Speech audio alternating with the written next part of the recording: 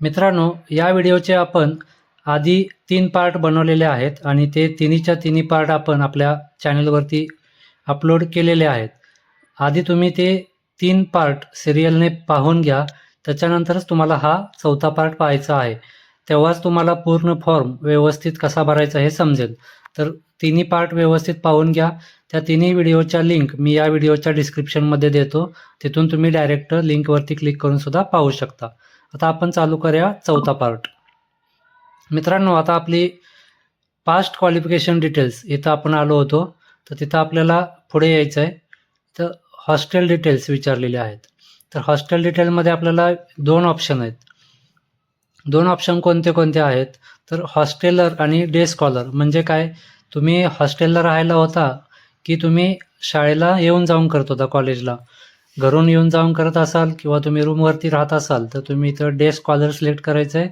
जर हॉस्टेलवर राहून शिकत असाल तर तुम्हाला इथं हॉस्टेलर सिलेक्ट करायचं आहे. तर इथं आता मी डे स्कॉलर सिलेक्ट करतोय कारण ॲप्लिकंट जो आहे तो रूमवरती राहत होता, त्याच्यामुळे मी इथं डे स्कॉलर करतो आणि इथं सेव्ह या बटनावरती क्लिक करूया. इथं तुमचे हॉस्टेल डिटेल्स सक्सेसफुली सेव्ह झालेले आहेत. आता इथं तुमची प्रोफाईल 100% सेव्ह झालेली आहे. 100% कंप्लीट झालेली आहे इथं प्रोफाईल. आता आपल्याला काय करायचं आहे, तर आपल्याला इकडं ऑल स्कीमचा एक ऑप्शन दिसतोय, तर त्याच्यावरती यायचं आहे. इथं पोस्ट मॅट्रिक स्कीम्समध्ये डिपार्टमेंट आपल्याला सिलेक्ट करायचं आहे. आता इथं कास्ट वाईज आपल्या कास्टनुसार इथं बघायचं आहे आणि त्याच्यानुसार आपल्याला इथं सिलेक्ट करायचं आहे. आता मी इथं VJNTचा फॉर्म भरतोय, तर इथं आपल्याला OBC, SBC आणि VJNT हे डिपार्टमेंट दिसतंय. तिथं आपल्याला त्या डिपार्टमेंटवरती क्लिक करायचं आहे. तुमच्या कास्टनुसार तुम्ही इथं डिपार्टमेंट तुम्हाला इथं सिलेक्ट करून घ्यायचं आहे. मी इथं VJNTच्या याच्यावरती सिलेक्ट करतो. आता आपल्याला स्कीम नेम विचारलेलं आहे.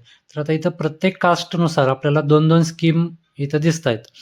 तर post matric scholarship to OBC student आणि tuition fee and examination fees for OBC student अशा 2-2 योजना आहेत प्रत्येक कास्टसाठी. तर मी आता इथं tuition fees and examination for VJNT student हे सिलेक्ट करतो.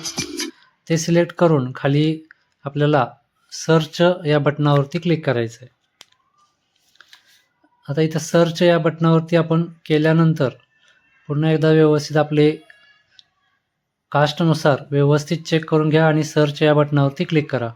सर्च बटनावरती क्लिक केल्यानंतर आपल्यासमोर खाली आपली जी स्कीम निवडलेली ती येईल. त्याच्यापुढे आपल्याला टेक ॲक्शनमध्ये अप्लाय हे बटन दिसते.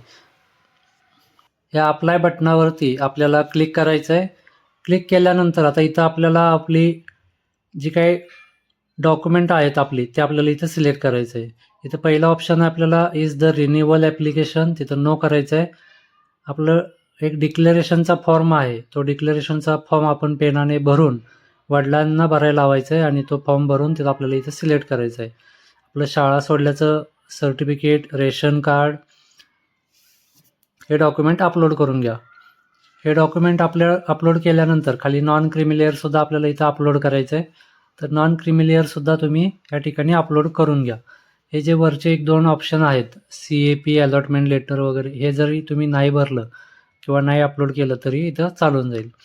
आपल्याला इथं LC, non creamy layer, ration card हे आपल्याला कंपल्सरी इथं भरायचे आहेत. तर मी इथं आता माझ्याकडे जी पावती आहे ती आम्ही इथं अपलोड करतो आणि सेव्ह या बटनावरती क्लिक करतो. सेव्ह केल्यानंतर आपले डॉक्युमेंट, आपला जो फॉर्म आहे तो पूर्ण भरलेला आहे. पुन्हा एकदा तो फॉर्म एकदा व्यवस्थित चेक करून घ्या, सगळी माहिती व्यवस्थित आहे का बघा आणि इथं सेव्ह या बटनावरती क्लिक करा, सबमिट करा. इथं आपल्यासमोर आपला ॲप्लिकेशन ID जनरेट झालेला आहे.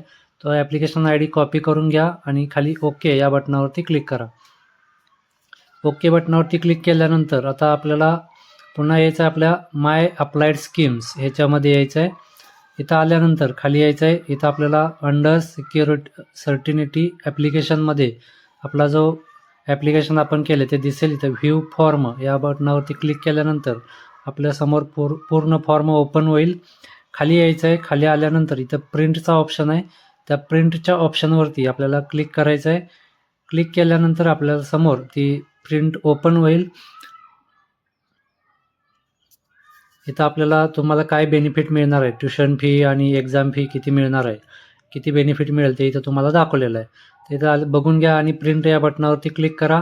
याची PDF कस्टमरला सेव्ह करून तुम्ही कस्टमरला याची प्रिंट काढून द्या, जेणेकरून कस्टमरकडे ते ॲप्लिकेशन इथं आपल्याला राहील आणि इथून सुद्धा तुम्ही डाउनलोड करू शकता. तर अशा पद्धतीने हा ॲप्लिकेशन फॉर्म तुमचा कंप्लीट झालेला आहे. जर व्हिडिओ आवडला असेल तर व्हिडिओला लाईक करा, इतरांसोबत नक्की शेअर करा आणि जर तुम्ही आपल्या चॅनलवरती पहिल्यांदा आला असाल तर आत्ताच आपल्या शेतकरी मित्र या यूट्यूब चॅनलला नक्की सबस्क्राईब करा. अशाच नवनवीन व्हिडिओसाठी आपल्या चॅनलवरती नोटिफिकेशन आयकॉनवरती क्लिक करून आपल्या व्हिडिओची नोटिफिकेशन सगळ्यात अगोदर मिळवा. धन्यवाद.